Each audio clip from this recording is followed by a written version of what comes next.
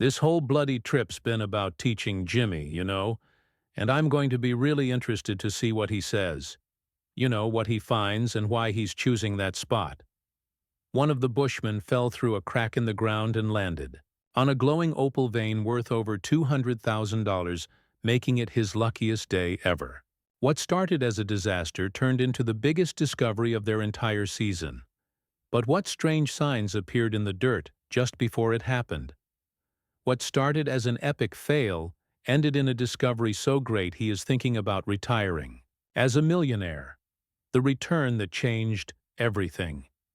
Deep in the remote Australian outback, under a blistering sun, and surrounded by red earth and dust, the Bushman crew found themselves staring at the edge of a season that had nearly slipped through their fingers.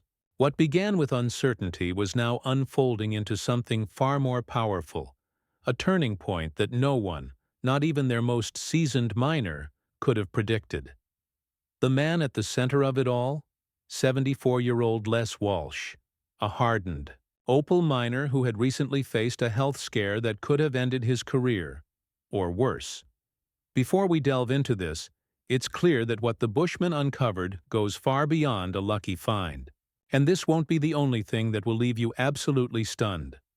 After a tense visit to the doctor to investigate troubling health symptoms, Walsh returned to his camp with news that surprised everyone.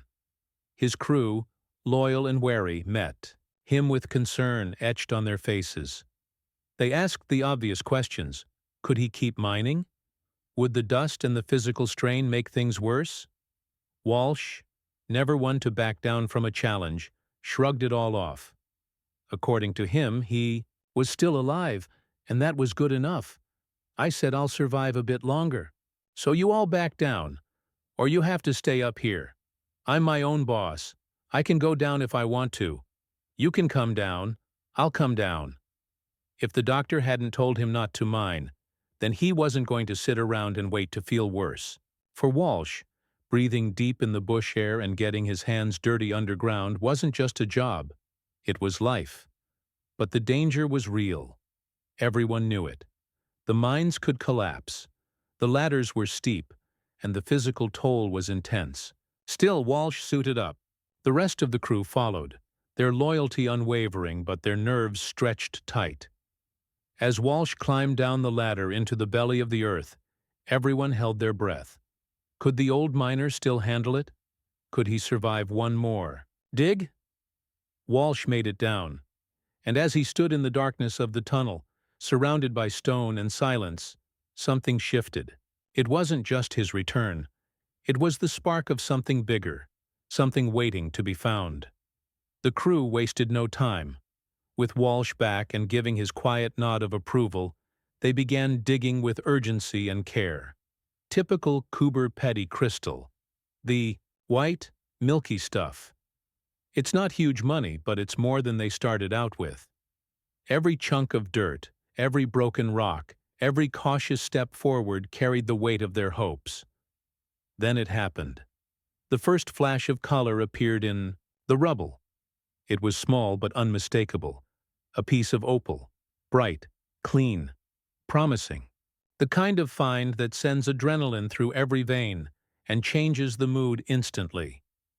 Hope spread like fire, but that was only the beginning. One piece became two, then three.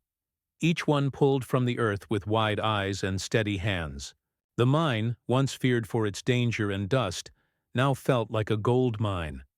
It wasn't just opal. It was quality, colorful, rich, layered opal. The kind of find that miners spend entire seasons chasing and often never discover. And here it was, after days of struggle and worry, blooming like treasure just inches from their boots. The sun outside was dipping low in the sky by the time the crew finally surfaced to take a break and count what they'd pulled. The numbers were incredible. Roughly $20,000 in opal collected in just one day of work. And they weren't done. This mine still had more to give.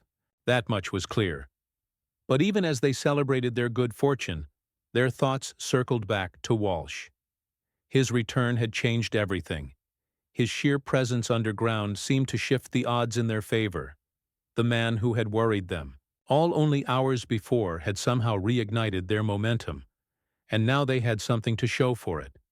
Back at camp, the mood was electric. For the first time all season, they had hope. Real, tangible hope. Their mission wasn't just survival anymore. Now it was about pushing forward, making this season count, and honoring the man who had risked his health to stand beside them. Walsh, exhausted but satisfied, took his seat and listened as the crew recounted every step of their discovery. He didn't say much. He didn't have to. The glint in his eyes said enough. But there was more at stake than celebration. With the promise of more opal hiding below the surface, the team knew they had to keep digging. Fast, smart, safe. The season's clock was ticking, and every delay could cost them their momentum. They needed a plan. They needed more hands. And most of all, they needed to prepare for the challenges still ahead. Because even as luck turned in their favor, the outback never played fair for long. The ground that refused to quit. The bush was quiet the next morning, but the energy in the camp buzzed like a live wire.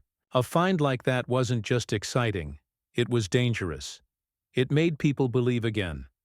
Believe that buried deep beneath the brittle surface of the desert was a future worth fighting for. But belief alone wouldn't move the dirt, as the sun rose over the horizon, casting a burnt orange light over the dry scrubland. The crew tightened their boots, checked their gear, and went back in. Les Walsh was resting that day. His return had already pushed his limits, and though he'd never admit it, his body had started to betray his stubbornness. Still, his absence didn't dull the mission. If anything, it sharpened it. His crew now carried the torch, fueled not just by the opal they'd seen, but by the desire to prove they could finish what he started. Walsh had reignited the fire. Now they had to keep it burning.